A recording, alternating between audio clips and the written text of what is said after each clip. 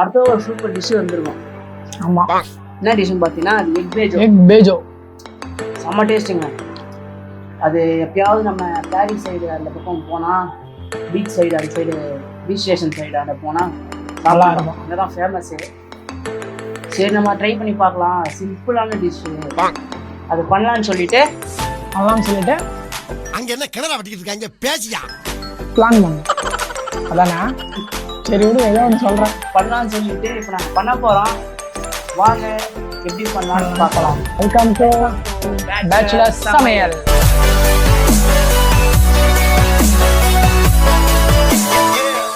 Egg போஜோ என்ன பேஜோ, egg பேஜோ.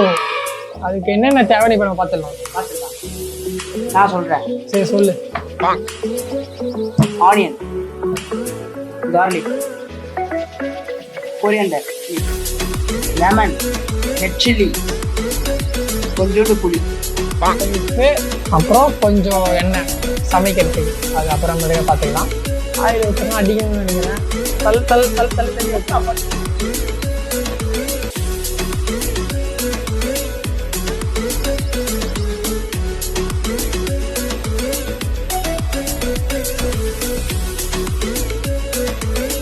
Oil காஞ்சிச்சா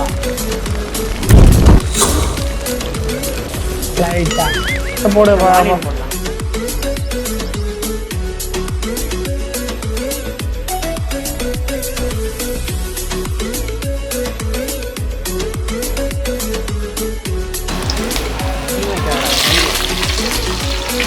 பாருங்க, இவன் சமையல் கூட்டு வந்து காய்ச்சல் பண்ணுறாங்க.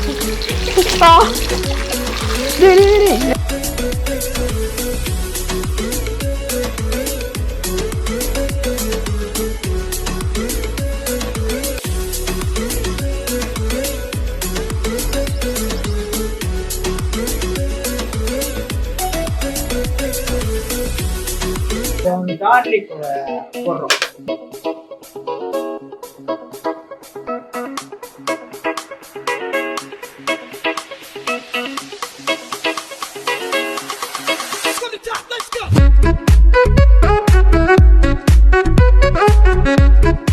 பார்த்தீங்கன்னா நடுவில் நம்ம வந்து சமையல் பற்றி என்ன பேசுவோமா? ஒன்றும் தெரியாது. சரி விடுங்க, நம்ம செய்யறத வந்து செஞ்சுட்டு போகலாம்.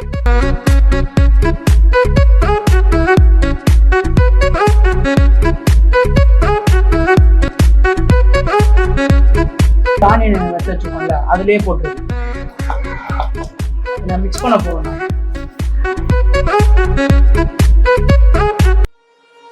இப்போ நம்ம ஃபைனல் ஸ்டேஜுக்கு வந்துட்டோம். இப்போ நம்ம முட்டையை ரெண்டா வெட்டணும். முட்டையை வந்து இப்போ ரெண்டா வெட்டணுங்க.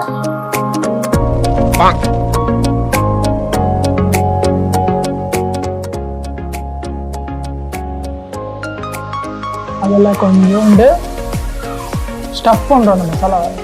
ஆனியன் பூண்டு மசாலா.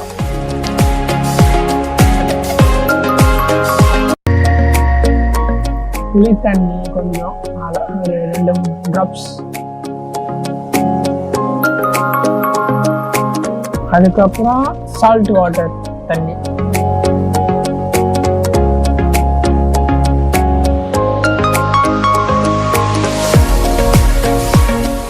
சில்லி ஃப்ளேக்ஸ் கொஞ்சம், ஒரு லெமன்,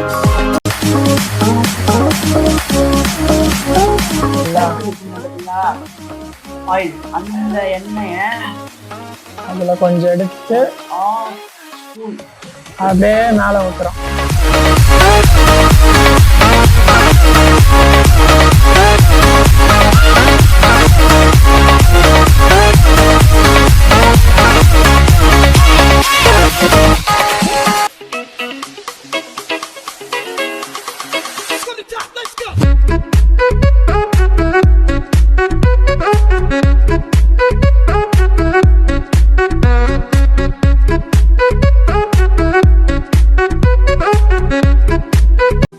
ஃபைனலாக எக் பேஜோ வந்துச்சு.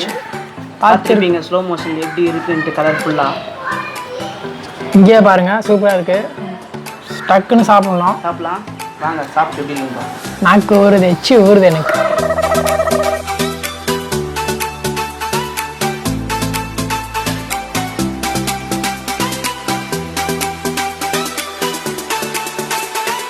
லெவலில் இருக்கு. செம்மையாக இருக்குங்க. கண்டிப்பாக அப்படியே கையை பிடி அங்கே கையை ஏற்ற போகிற.